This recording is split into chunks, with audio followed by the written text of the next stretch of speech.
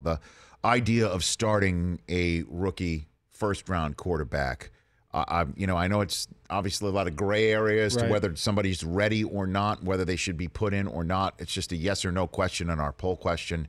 I think yes. What do you say to that? Well, I think, look, the word ready is always interesting because were you ever ready to buy your first house? The answer was no, but you bought it anyway, right? And so when you draft a quarterback that high, you have to have a plan for him. Bill Walsh would always talk about the plan for the player you draft, whether it's the quarterback, the running back. What is the plan? And I think that when you draft a quarterback that early, you have to have a plan for him, and you need him to play right away. Those reps are important.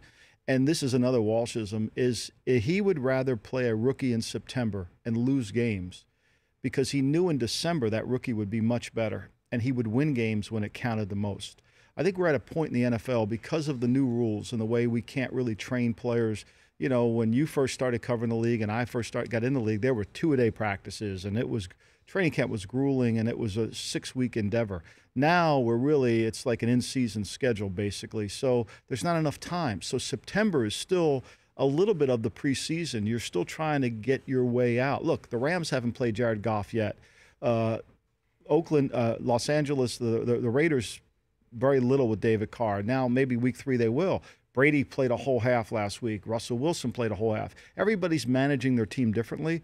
No right or wrong answer, but your team really won't come into full force until the end of September. And I think that's why you need to play these young guys in September. So the answer is generally yes. I would say yes. I mean, I think unless the game's way too big. Now, look, the head coach has a tough job. He's got to stand in front of his team and say, here's our quarterback, and he gives us the best chance to win.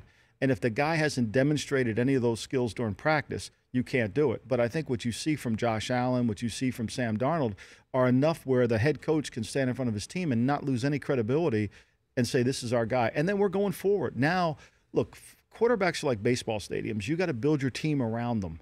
And so once you make Josh Allen the starter, now you tailor that offense around what he can do and what he can't do. Once you name Sam Darnold the starter, you tailor the offense around what he can and can't do. And now all of a sudden you're headed in the right direction. And I think that's really what needs to happen. The Rich Eisen Show, weekdays at noon Eastern on Audience.